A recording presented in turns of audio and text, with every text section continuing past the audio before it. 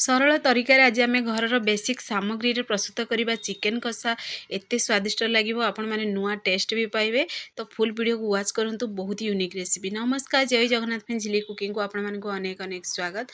मुझे half KG chicken को भल से क्लीन कर धोई देती। ये गोटे बड़ पेन नहीं पेन रे आम अल्प टे मुझे सोरिष तेल आपण मैंने चाहिए बनई पारे मुझे रिफाइन तेल बनाऊँगी। तो प्रथम आम गोटा मसला सुखिया लंका जीरा एड करवा आम पियाज को एड करदे।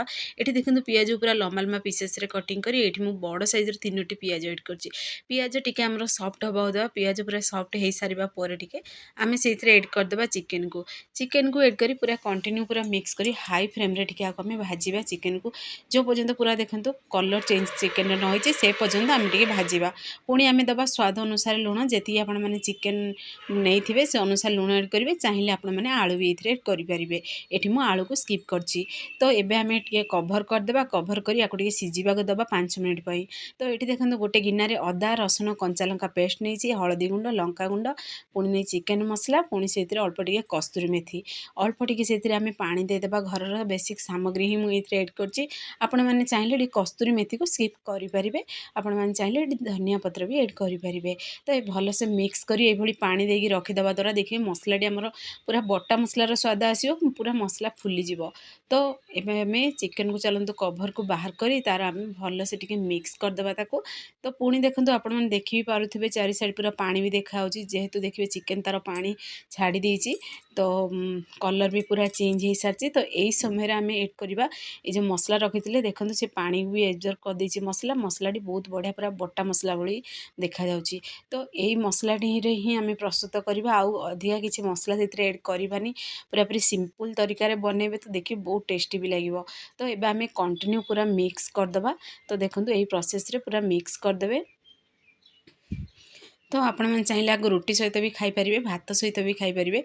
तो ये कवर करदे पूरा 5 मिनिट आम पुणी थे टे सिझाक दबा। 5 मिनिट पर आपण मानक देखो देखो चिकेन पूरा चारि साइड पूरा तेल भी देखा गला। धीरे धीरे पूरा तेल भी छाड़ा सी स्टार्ट कर सारा। तो ये पुणी थे भल से टिके आपको मिक्स करदे। तो देखा ये जमी सुंदर देखा ना फ्रेंड्स ये बनैला देखिए बहुत टेस्टी लगे।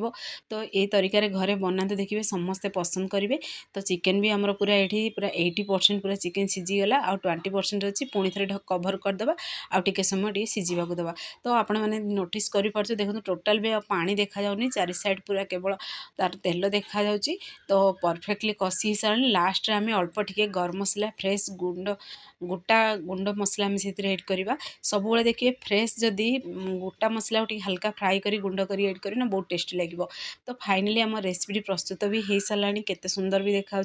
तो आपण मैंने घरे आपको निश्चय ट्राए करूँ। तो देखिए आपको तंदूरी टिके फ्लेवर देवाई आम जलुवा कोयला से एड करदे अल्प टिके घी दबा। तो देखिए यही जदि फ्लेवर देवे होटेल स्टाइल लगे और खाया बहुत टेस्टी लगे आउ टिके टेस्ट को बढ़ाई मुझे बनई। तो आपण मैंने चाहिए आपको ये कोयलार फ्लेवर देवे ना स्किप भी करेंगे। तो भल से टे मिक्स करदे। फाइनली प्रस्तुत हो सारा चिकेन कषा रेसिपी। आपण मैंने जब वीडियो पसंद आसो सांग मानक शेयर करूँ लाइक करूँ। चैनल जदि नुआ अच्छा चैनल को मोर सब्सक्राइब कर दिंतु बेल आइकन क्लिक कर दिंतु।